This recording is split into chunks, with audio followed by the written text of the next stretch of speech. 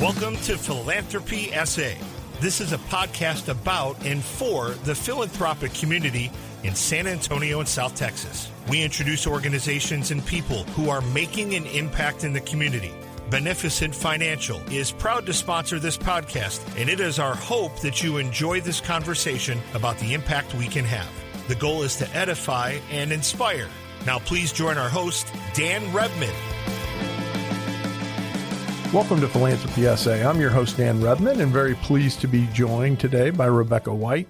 Rebecca is lead consultant and founder and, as I like to say, grand poobah at the Content Cove.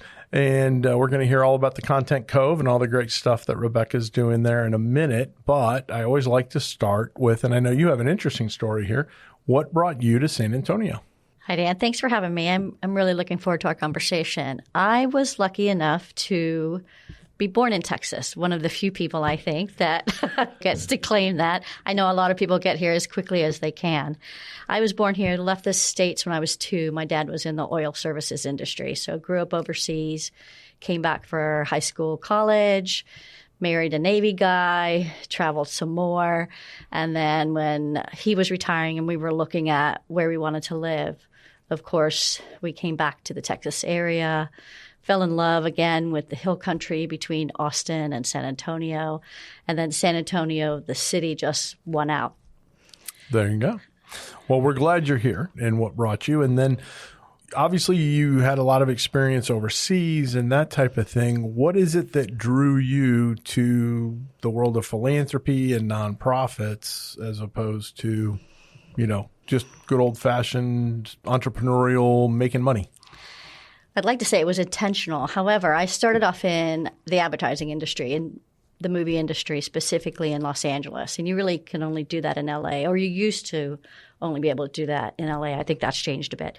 And then we had some order changes, and that precipitated a need for me to figure out what I was going to do next.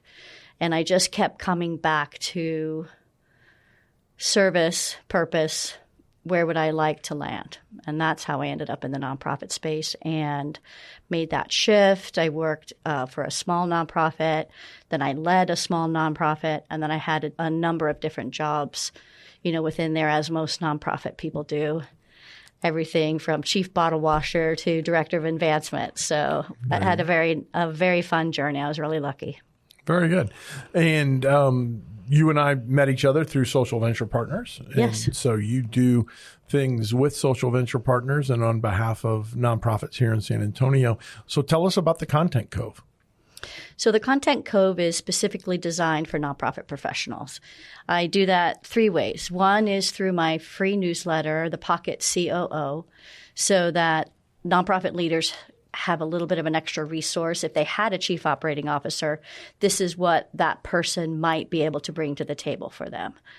And then I also have a subscription service that's designed specifically for first-time and emerging leaders, and that's priced at $297 a year, and that's specifically to help them build the resources and expertise they need to lead long-term. And then I also work one-on-one with nonprofit leaders in different capacities, depending on what they need. That could be evaluating their strategic plan, figuring out their action plan, looking at where their gaps are, seeing how they can develop additional resources. It just depends on the needs of the individual. Sure. So you've had the opportunity to do this for a while, and we're going to talk about some themes that you're seeing and that kind of thing in a little bit. You're going to be speaking at an event that's coming up, the Impact Summit for South Texas, that's coming up here April 16th, 17th. There we go. I was having troubles with the dates the other day. So April 17th at Hallmark University. As of right now, it's not too late to get registered. We're recording this in late March. If people wanted to go there, but you're going to be doing a presentation, and I found it very interesting in terms of the title. So you're talking about compensation, and that there's I've heard it called many things, the do good discount, whatever, the fact that, people don't get compensated financially in the nonprofit space at the same level that they would in the for-profit world for similar levels of responsibility and work. to kind of summarize it. So that seems to be something. But you have a take on this that while you can't outpay to generate talent, you can provide compensation by other means. What do you mean by that? And kind of you don't have to give the whole talk. We don't want people skipping the summit. That's okay. That's okay. Well, I think pay is important. So I'm not discounting the fact that we need to pay people well and look at our market and see what living wages look like. In addition to that, nonprofits have the benefit of purpose and meaning, and that's very helpful. The other piece I think we can do on the nonprofit space is out-culture our corporate partners, so that it's so there's some opportunity there that I think we miss in what we consider compensation. And that's what we'll be talking about. And some of that has to do with how we lead, looking at the capacity of the work that we do and what we ask people to do. Sure. One thing I'm wondering, because now the big, there's a lot of return to work, movement, right, in business in general, and return to office, RTO is, yes. I think, what we see. Is that an area where the flexibility of a nonprofit to be able to say, hey, you can still be remote like a couple days a week or something like that gives them an advantage? That's a great question. And that's very much something that a nonprofit organization can look at as a part of their compensation. Could they be hybrid? Could they be flex? Is there work that needs to be done that's X number of hours a week, but you can do it at different times of the day that work around your particular schedule? Now, a lot of nonprofit work, if it's in the human services specifically, that's driven by the needs of the community. But there is still some flexibility that we can look at, and especially in the human services, we can look at the capacity of the people we're asking to do the work. Sometimes, because nonprofits have a mission and we serve lots of times vulnerable people, we push that so far forward that the needs of the people doing the work can get really pushed backwards to the back end and not brought forward at all. So I'd like us to bring those forward. I think you can work for nonprofits, be really invested in the mission, and also be invested in your life as a team member in that mission. Certainly, I've been involved in organizations where providing care for the caregivers is a challenge, and it's something that has to be done because of the rates of – we know that the rates of burnout in particularly those social services where you're dealing with either difficult populations or populations that just, over time it wears on people and causes them to, burn out and need a break and that type of thing. So I know that that's, something that you see kind of across the industry that way. And it's something that, has to be taken into account is how do you take care of folks. What are some other nuggets that you're going to drop on the So one of the things I read recently, the National Council of Nonprofits conducted a survey. They did a nationwide survey. I think it was in 2023, but it's still applicable and it's probably worse today, where they asked nonprofit organizations, their biggest issues. And salary competition was top at 72.2%. And so we're going to really talk about how you can position your nonprofit as the place to work. That's a little bit of a shift. So instead of chasing people to get them to work for you, how do you make your organization a place that people want to work to, that they want to get to? And I think we can do that. No, I think, and it's interesting. I was listening to a different podcast about the financial services industry, and they were talking about talent acquisition is a challenge across the board, not unique to the nonprofit world. And the interesting piece of that was that the discussion was very much along those lines of if you're having to seek out talent and bring them in, at a minimum, it's going to be more expensive. And that your best source is to have people that are already on your team recommend somebody for your team because it's likely going to be somebody they already enjoy dealing with, working with, want to spend more time with. And that person's going to know that, the individual who's recommending them or trying to help bring them on board is happy and enjoys what they're doing. Now, absolutely. that may or may not be practical for large organizations, but most of the nonprofits here in San Antonio are smaller and can afford to kind of do that methodology. What would you say to a CEO who's trying to encourage their people to recruit talent? What are kind of some of the incentive programs, or just what would be the way to kind of get your existing workforce to be those eyes and ears out in the community to identify your next, person on the team? So the first thing I think that points to is the culture of your organization. If you're taking really good care of your team, then they can and will be your best ambassadors. If you're not, then you're going to have a very difficult road of trying to incentivize people into bringing someone else into a workplace that they feel like is not helping take care of them. So I think there's things that we can do. So I work with clients, for example, we develop a capacity calendar. We look at everyone's workflow and actually plot it over the course of a year so that we can see where there are bottlenecks, where there are areas that maybe we can move some work to. That way, everyone from top, leadership to all across the programming. The other thing I did recently is, are you familiar with Paul J. Myers, his Wheel of Life? I think so. Paul J. Myers, I know that name in terms of the Wheel of Life. That's right. So he has this wheel that he asks people to look at across multiple segments and to kind of plot how their week is going.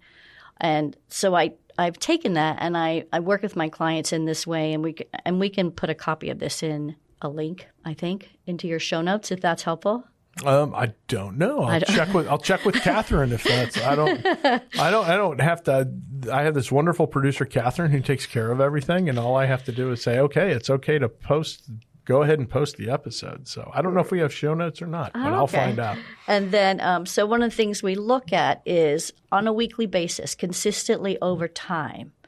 How are you doing across these metrics of workload balance, collaboration, admin load, recovery time, a couple of different other, mission impact, some very specific points that help people who work in the nonprofit space evaluate how they're doing. And it's really nice because it's a quick visual. It's a wheel and you fill it out. And so you very quickly can see how you're doing. And then you can, in your one-to-ones with your direct reports and even throughout your organization, this helps people see patterns as well. So if you're doing this exercise weekly, then over a quarter, 2 quarters, 3 quarters, you'll start to see a pattern to where people are really feeling crushed. And so then that gives you a really quick entry point into developing solutions to those problems. No, that makes sense. And in terms of resources like that, it occurs to me, and we can certainly see what we can post, but if someone's interested in seeing this wheel and other tools that you have, what's the best way for folks to get a hold of you? Well, the best way is probably via email or through my website or LinkedIn. I'm very active on LinkedIn. That's my one and only social media site currently. They could come to the summit on the 17th. We'll be using this wheel and some other resources to help people figure out how they can do. One of the drivers for my work is that I help nonprofit organizations, leaders develop what they need within their currently available resources. A lot of times we'll get told, well, you need to do X, Y, and Z, but they're really expensive or very time intensive, or there's a steep learning curve for implementing this type of intervention.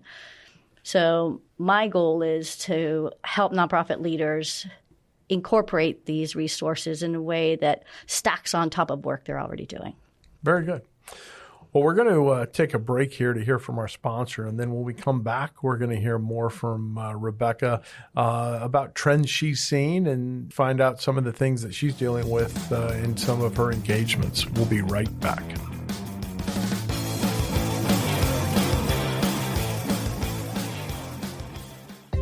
Many of you out there care deeply about wanting to make an impact on the world around you. You want to help take care of the people and organizations that are important to you. We understand that because we feel the same way. Beneficent Financial wants to help you. Our mission is to help people like you with professional, individualized financial advice achieve their objectives. Whether your financial legacy will stay within your family or benefit the community at large, we are able to help. Call Beneficent Financial today at 210-999-5511. In addition to traditional wealth management, we offer philanthropic services such as direct donations of required minimum distributions, donor-advised funds, and foundations. Call 210-999-5511 or go online to beneficentfinancial.net. Let us help you do well so you can do good. Securities offered through Momentum Independent Network, member SIPC/FINRA.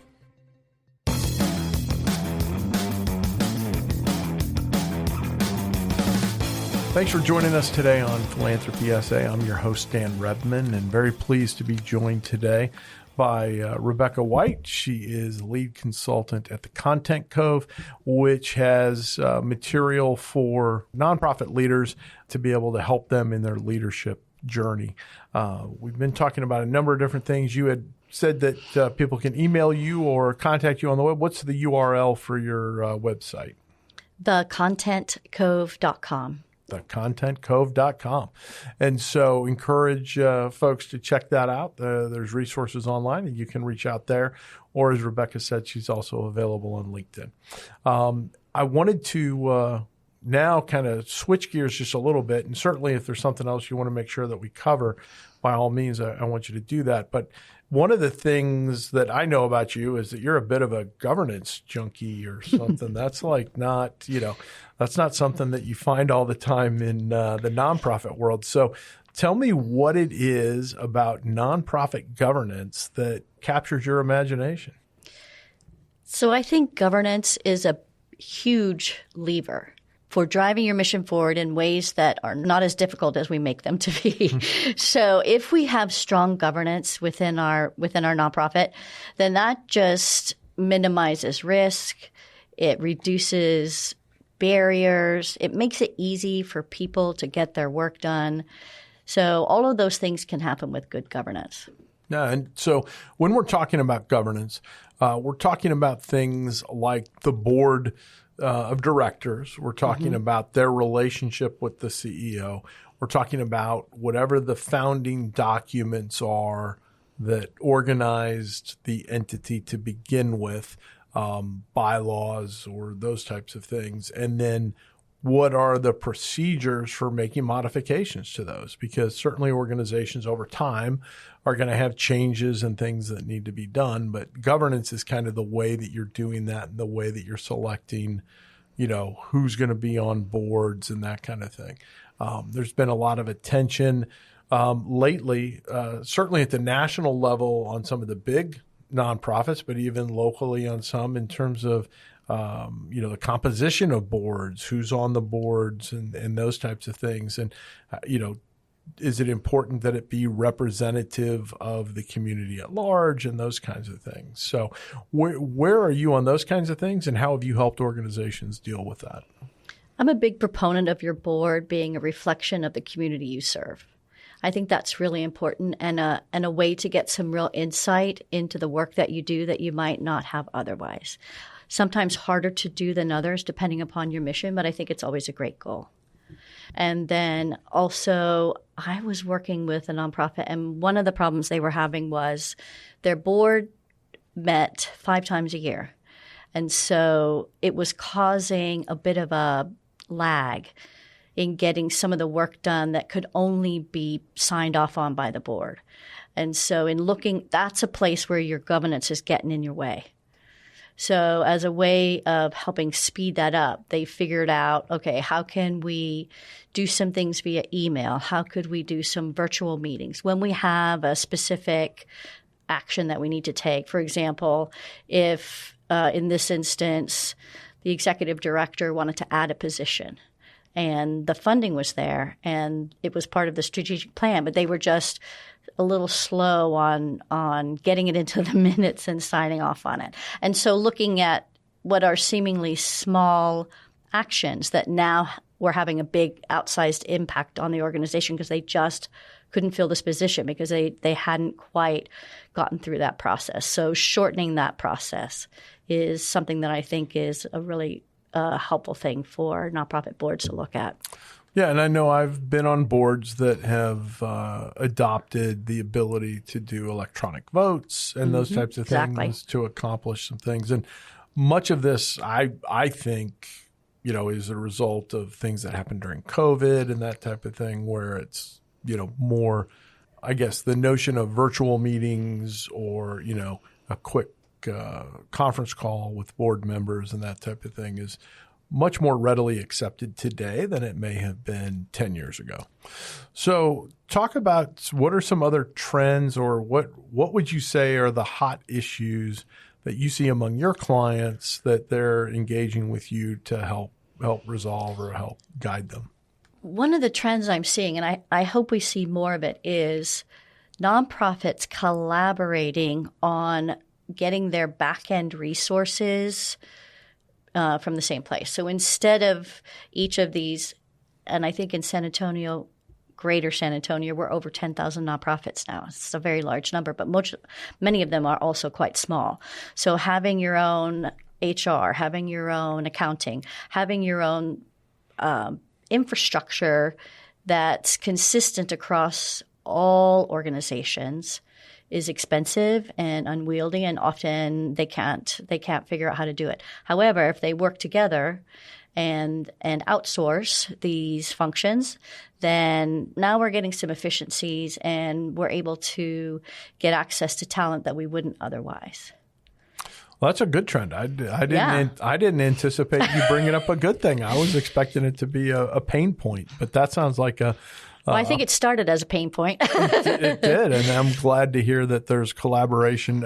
When we talk about collaboration in the nonprofit world, it's usually either organizations with similar missions coming together or complementary missions, kind of serving the same population with maybe some slightly different services and coming together that way. But the notion of combining to get scale to be able to do the things that they need to do, that's great. So what else are you finding in terms of, and it doesn't have to be on the bad side, but what other challenges are out there that you're finding that maybe are popping up more commonly now that didn't used to be a thing, or something that's just been a problem for a while and isn't getting resolved in a way that, that it's persisting longer than we want it to?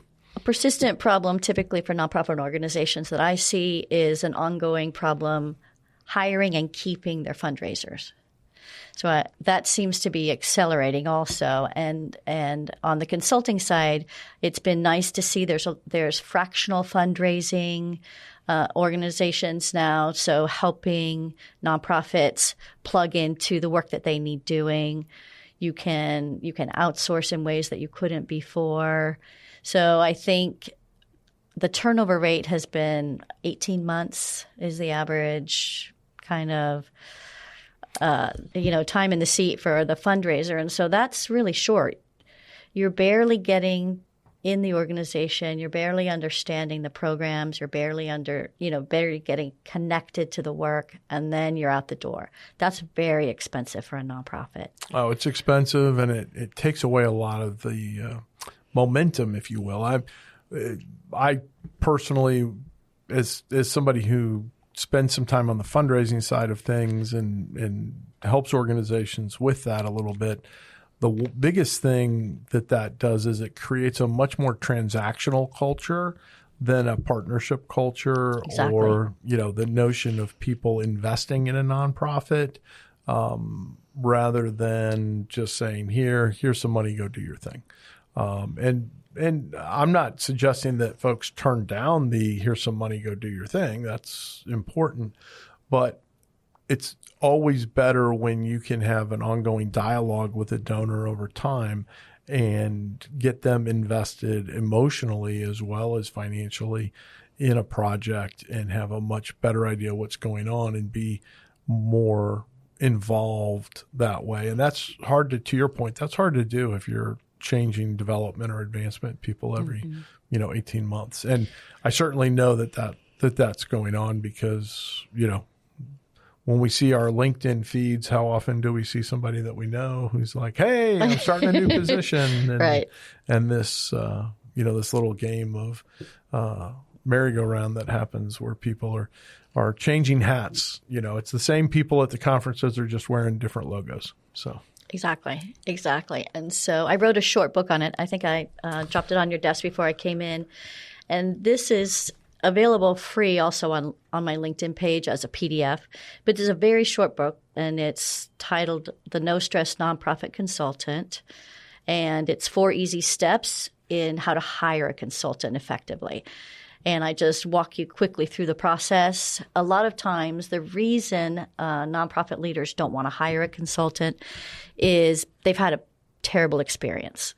I had a similarly terrible experience early in my career. And but then when I ended up on the other side of the table as a consultant, and my clients were telling me, wow, you're very easy to work with. Why do you think that is? And so I started to wonder, why was that?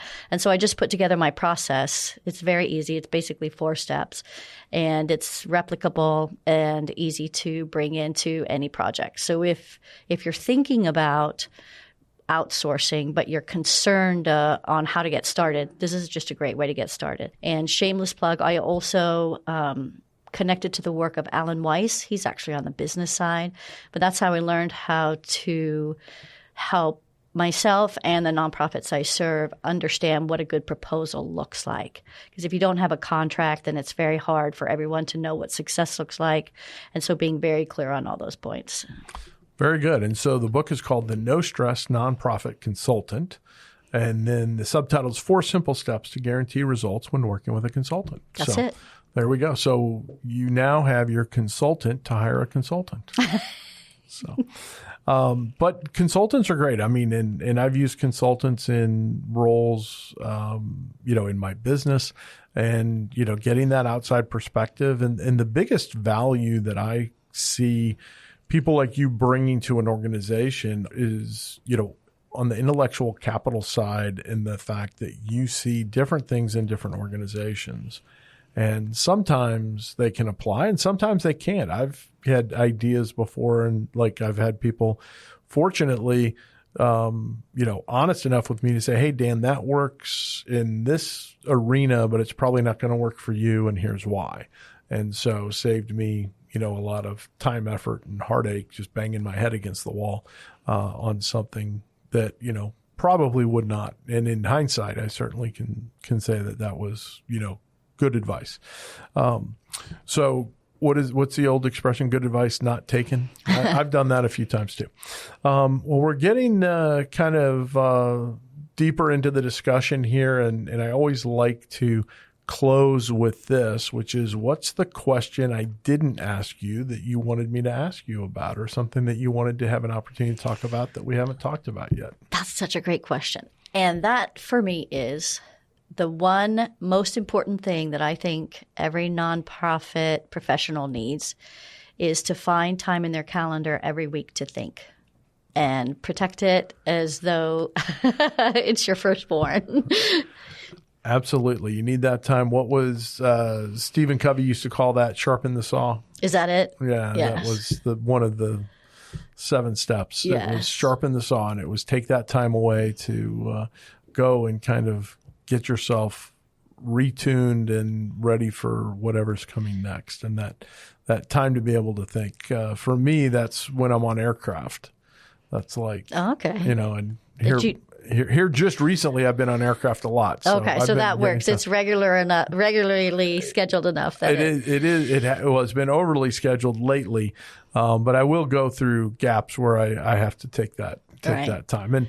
And I'll just add on to that, and I'm sure you're a big proponent of this as well, is get your leadership team away from the office or away from your place where you're doing your work and, unpack some things and have a conversation. If you want to call it a retreat or a strategic planning meeting or whatever you want to call it is great, but having those opportunities from time to time is important as well.